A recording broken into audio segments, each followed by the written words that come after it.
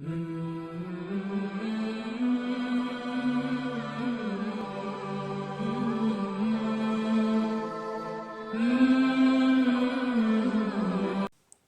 الحمد لله والصلاة والسلام على رسول الله أما بعد فأعوذ بالله من الشيطان الرجيم بسم الله الرحمن الرحيم أفلا يتدبرون القرآن أم على قلوب أقفالها۔ معزز ناظرین، خلاصہ پارہ کی دوسری ویڈیو آپ حضرات کے سامنے پیش کی جا رہی ہے۔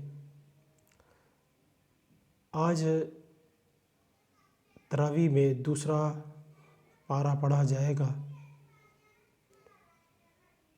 تو اس کے چند مختصر نکات آپ حضرات کے سامنے پیش کیے دیتے ہیں۔ دوسرا پارہ سورۃ البقرہ ابھی جاری ہے، اور دوسرا پارہ مکمل سورۃ البقرہ میں شامل ہے۔ پچھلی ویڈیو میں آپ نے سنا تھا کہ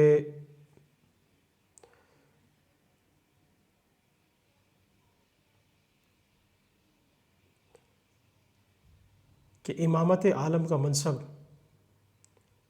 پہلے بنی اسرائیل کے پاس تھا۔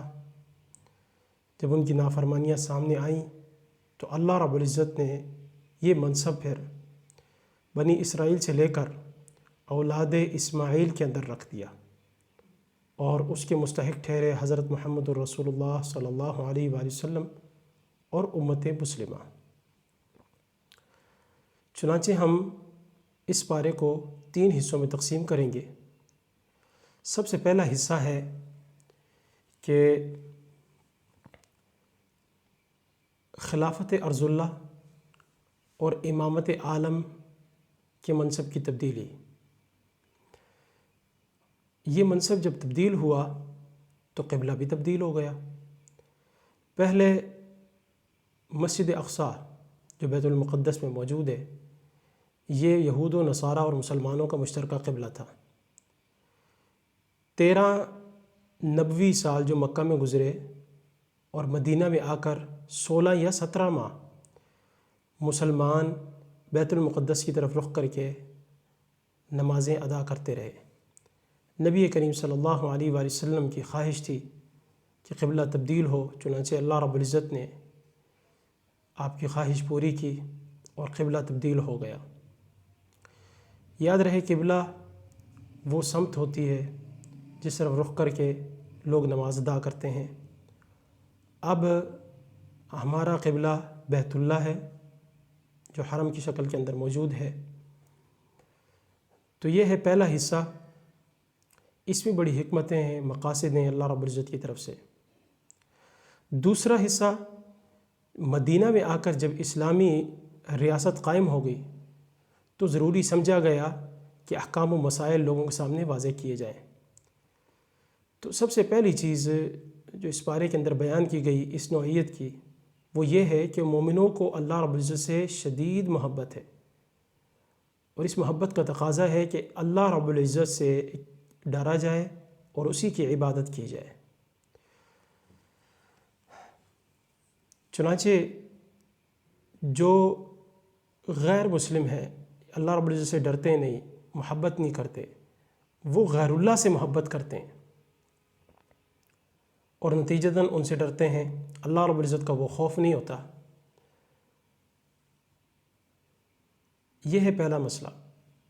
دوسرا مسئلہ اور حکم کہ حلال رزق کھایا جائے، اور یہ حکم نہ صرف مومنوں کو ملا ہے بلکہ انبیاء کو بھی ملا ہے کہ حلال رزق کھائیں، پاکیزہ رزق کھائیں، شیطان کا پیچھا نہ کریں اور برائیوں سے اپنا دامن بچائیں، آباء و اجداد کے پیچھے نہ لگیں۔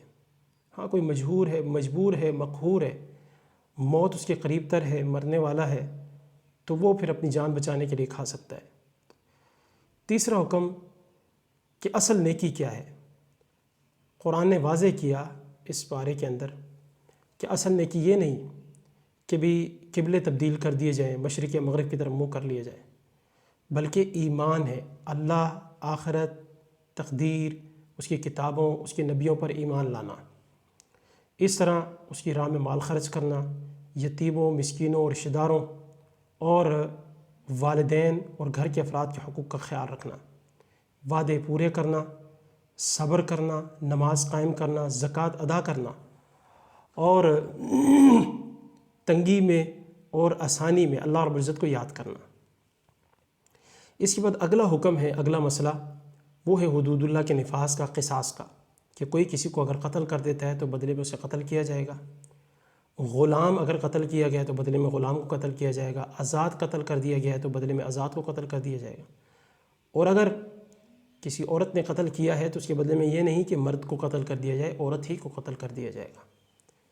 ہاں، جس نے معاف کر دیا یا دیت کی کوئی شکل قبول کر لی گئی ورثاء کی طرف سے، یعنی مقتول کے ورثاء کی طرف سے، تو قرآن اس کی اجازت دیتا ہے۔ اس طرح روزوں کی فرضیت کا ذکر ہے، یہ بھی حکم اور مسئلہ موجود ہے کہ سارا سال میں ارکان اسلام میں سے ایک یعنی رمضان کے روزے وہ فرض کر دیے گئے ہیں، اور اس کا مقصد بھی واضح کیا گیا ہے تاکہ تم ڈر جاؤ۔ جن لوگوں کے لیے رخصت ہے ان کا ذکر کر دیا گیا ہے، مثال کے طور پر انتہائی بوڑھا مرد، انتہائی بوڑھی عورت، اسی طرح جو حاملہ ہے، دودھ پلانے والی، جو مرضعہ ہے، جو حاملہ ہے جس کے پیٹ میں بچہ ہے، جو مرضعہ ہے جس نے دودھ پلانا ہے بچے کو، اس کے لیے رخصت ہے، اور جو عارضی بیمار ہے اس کے لیے یہ رخصت ہے کہ وہ بعد میں روزے رکھے۔ اس طرح ایک حکم یہ بھی ہے کہ رشوت لینے والا کام نہ کیا جائے، باطل طریقے سے مال نہ کھایا جائے، اور ایک حکم یہ بھی ہے کہ اللہ کی راہ میں جہاد کیا جائے، اور ان سے جہاد کیا جائے کہ جو تم سے قتال کرتے ہیں، اور زیادتی نہ کی جائے، مسلح نہ کیا جائے، بچوں کو، عورتوں کو، بوڑھوں کو قتل نہ کیا جائے، جو مقابلے میں نہیں آ رہے ان سے تعرض نہ کیا جائے، جائیداد، املاک، اموال ان کو برباد نہ کیا جائے۔ اور اس کے ساتھ ساتھ حج و عمرے کا ذکر ہے کہ حج اور عمرہ اللہ کے لیے تم پورے کرو، اور اس کے جو مقررہ مہینے ہیں اور چند مناسک ہیں ان کا ذکر کیا گیا ہے۔ یہ ہے دوسرا حصہ۔ تیسرا حصہ یہ ہے کہ خانگی امور، گھریلو معاملات، ان کے ساتھ جو باتیں تعلق رکھتی ہیں وہ بیان کی گئی ہیں۔ مثلاً کہ شادی کا معیار یہ ہے کہ بندہ مومن ہو، ایمان ہو، یہ نہیں کہ کوئی مشرکہ ہے اس سے نکاح کر لیا جائے۔ اگر کوئی غلام مومن ہے تو وہ آزاد مشرک سے قرآن مجید کے بیان کے مطابق کئی درجے بہتر ہے۔ اسی طرح جو میاں بیوی کے ازدواجی تعلقات ہیں ان کے اصول اور ضوابط بیان کیے گئے کہ جو حیض ایک خاص پیریڈ ہے، ایک مہینے کے اندر 5، 6 یا 7 دن ایک عورت کو آتا ہے، تو جس میں اس کے لیے رخصت ہے، بلکہ اسے حکم ہے کہ وہ نماز نہ پڑھے، اور فرضی روزے ہیں ان کا بعد میں وہ یعنی قضا دے دیں ان کی، تو حیض میں ان کے قریب نہ ہوا جائے، اور جب وہ پاک ہو جائیں پھر ان سے ہم بستر ہوا جائے۔ اسی طرح جہاں اللہ رب العزت نے آنے کا حکم دیا ہے، ہم بستر ہونے کا حکم دیا ہے جہاں سے، وہاں سے آیا جائے، پچھلی شرمگاہ کا استعمال نہ کیا جائے جو غلاظت کا ڈھیر ہوتا ہے۔ اسی طرح یہ بھی واضح کیا گیا کہ ان تعلقات کے دوران مکمل صبر و تحمل کا مظاہرہ کیا جائے، برداشت کیا جائے اسے۔ اور اس کے بعد ایک حکم جو ہمیں ملتا ہے وہ یہ ہے کہ ایلا، زمانہ جاہلیت میں اس طرح ہوتا تھا کہ ایک خاوند اپنی بیوی سے جدا رہنے کی قسم اٹھا لیتا اور اس کو لٹکائے رکھتا، نہ اسے فارغ کرتا طلاق دے کر کہ واپس سے نکاح کر لے، اور نہ ہی اس کے ساتھ صحیح طرح زندگی گزارتا۔ تو قرآن مجید نے اس کی میعاد مقرر کی کہ 4 مہینے کی مدت ہے، اور اس کے بعد یا تو وہ طلاق دے دے یا پھر حاکم وقت اس پر سختی کرے یا پھر وہ اسے بسا لے۔ اس سے اور اس کے ساتھ ساتھ بیوی سے ناراض رہنے کی حد بتائی گئی ہے، وہ ہے 4 ماہ۔ اور اس کے علاوہ طلاق سے متعلق احکامات ہیں کہ طلاق کی مختلف قسمیں ہیں۔ مثلا ایک عورت کو اگر طلاق دے کر فارغ کر دیا جاتا ہے اور اس کا خاوند زندہ ہے، خاوند طلاق دے دیتا ہے، تو اس کی طلاق کی جو ہے وہ اقسام ہیں. مثلا ایک قسم یہ ہے کہ اگر وہ حمل سے ہے تو جب تک بچہ نہ جن دے تو وہ عدت میں رہے. بلکہ عدت کی اقسام ہے. عدت کی ایک قسم یہ ہے کہ جب تک اگر وہ حاملہ ہے، طلاق اسے ملی ہے، تو وہ جو ہے جب تک بچے کو نہ جنے، وضع حمل نہ ہو، اس وقت تک جو ہے وہ یعنی عدت میں رہے گی، اور جیسی بچہ جن دے گی فارغ ہو جائے گی. اس طرح جس عورت کو ٹھیک سے جو ہے وہ حیض آتا ہے تو اس کے جو ہے نا وہ 3 حیض ہیں اور 3 حیض عدت. اور جس کو ٹھیک طریقے سے ایام نہیں آتے تو اس کے لیے جو ہے یہ یعنی 3 ماہ ہے. اس طرح جس عورت کا خاوند فوت ہو گیا، اگر وہ حاملہ ہے تو بچہ جننے تک وہ عدت میں رہے گی، اگر وہ حاملہ نہیں ہے تو 4 ماہ 10 دن وہ عدت میں رہے گی. اس طرح یہ بھی واضح کیا گیا کہ اگر صلح صفائی ہو جائے، عدت کے دوران رجوع ہو جائے تو ٹھیک ہے، واپس میں رہیں. اگر عدت کے دوران رجوع نہیں ہوتا اور یہ طلاق رجعی ہے، طلاق بتہ بائنہ نہیں ہے، تو پھر وہ نیا نکاح کر لیں.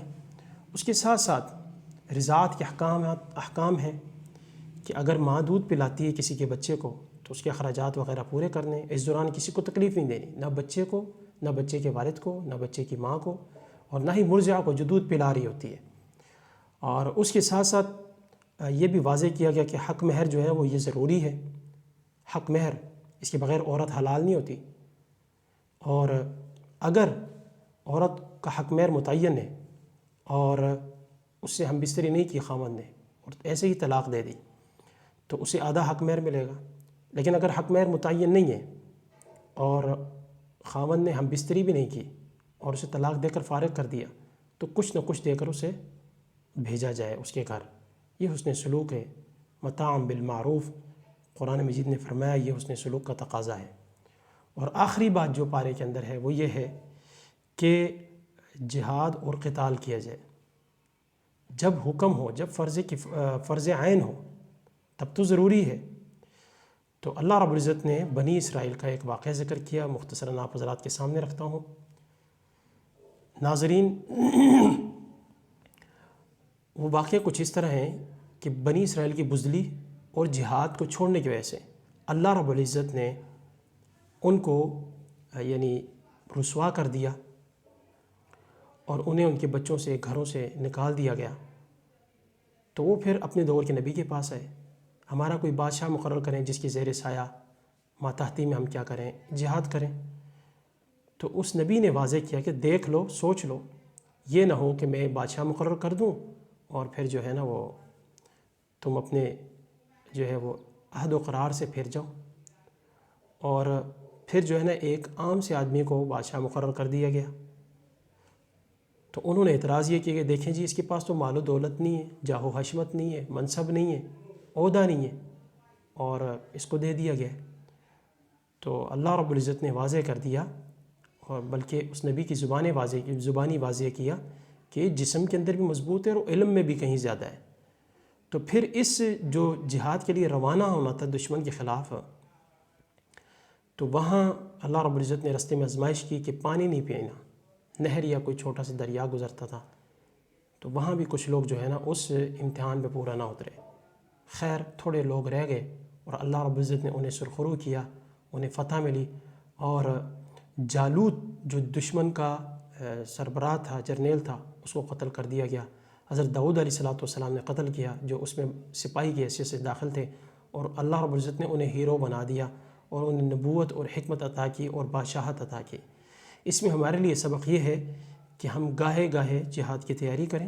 بالخصوص موجودہ جو صورتحال ہے فلسطین کی، وہ کسی سے مخفی اور ڈھکی چھپی نہیں ہے.